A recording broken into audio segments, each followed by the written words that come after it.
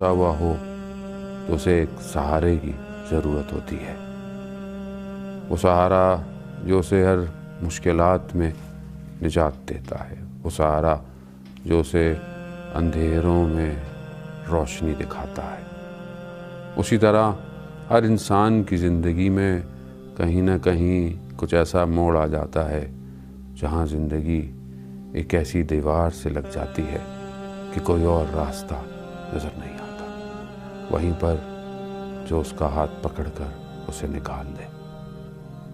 آیت اللہ فقی اصفہانی بیان کرتے ہیں کہ ہم امام رضا علیہ السلام کی زیارت پر جا رہے تھے، تو جو ہمارے ساتھ ہمارا زائر تھا اس نے اپنے گھر میں دعوت کی۔ ہم نے اس کی دعوت کو قبول کیا۔ جب ہم اس کے گھر گئے تو اس نے اپنی رودار سنائی۔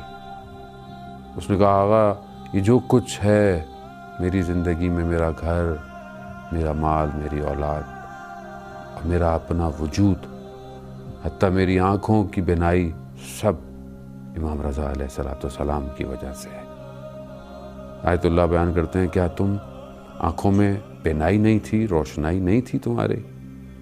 کہا نہیں، ایسا نہیں ہے، میری آنکھوں میں بینائی موجود تھی، مگر ایک دفعہ ایران کے ایک شہر فردوس میں زلزلہ آیا تو ہم وہاں گئے ہوئے تھے، لوگوں کے جو گھر ٹوٹ گئے تھے ان کی تعمیر کرنے، تو ایک گھر کو رنگ کر رہے تھے، وہاں پر ابلتا ہوا چونا جو ہے وہ میری آنکھ میں جا کر گرا اور اچانک سے میری آنکھوں کے آگے اندھیرا آ گیا اور سب کچھ ختم ہو گیا۔ بہت دکھایا ڈاکٹروں کو، طبیبوں کو، مگر ہر کسی نے کہا کہ اب یہ بینائی واپس نہیں آ سکتی۔ میں عجیب مایوس ہو گیا، میری زندگی کی ساری رنگ اور روشنائیاں ختم ہو گئی۔ میں نے اپنے گھر والوں سے کہا کہ چلو مجھے مشہد لے چلو، اور وہ جو دلوں کا طبیب ہے اور اس ذریعے سے جہاں ہمیشہ شفا ملتی ہے، مجھے لے جاؤ۔ گویا گھر والوں نے سفر ساما کو باندھا اور ہم پہنچ گئے۔ وہ مجھے لے گئے اس ذریعے فولاد کے پاس کہ جو مریضوں کو شفا دیتی ہے۔ میں گیا، میں نے ذری کو پکڑ کر گریا شروع کر دیا۔ میں نے کہا، مولا میری آنکھوں میں بینائی نہیں ہے، میری آنکھیں آپ کی ذری کو دیکھ نہیں پا رہی، میری آنکھیں آپ کے حرم کو دیکھ نہیں پا رہی۔ گو کہ میں غافل رہا آپ سے، لیکن آپ نے مجھ پر ہمیشہ کرم کیا، پھر بھی میں آپ کی در پہ آیا ہوں، مجھے میری آنکھوں کی روشنائی لوٹا دے۔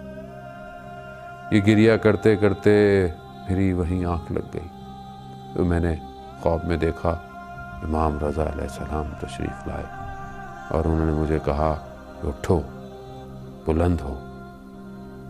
یہ آواز جیسے ہی میرے کانوں پہ ٹکرائی تو میری آنکھ کھلی، اور میں نے کیا دیکھا کہ مجھے سب نظر آ رہا ہے، اور وہیں پر میں امام کا شکریہ ادا کیا۔ عزیزان محترم، بعض اوقات بینائی ظاہری ہوتی ہے اور بعض اوقات بینائی باطنی۔ ہم اپنے باطن سے بھی کئی چیزوں کو نہیں دیکھ پاتے، ہم سے خطائیں، غلطیاں، کوتاہیاں ہمارے باطن پہ بھی جو ہے وہ ایسی غفلت کی لیروں کو لگا دیتی ہے جس سے ہمیں کچھ نظر نہیں آتا۔ ہم زندگی کے ہدف اور مقصد کو کھو بیٹھتے ہیں۔ آئیے امام رضا کی خدمت میں، کاش کہ یہ حالات بہتر ہوں اور ہم جی بھر کر امام کی ذری کو دیکھ سکیں۔ یا امام رضا، یا علی ابن موسیٰ۔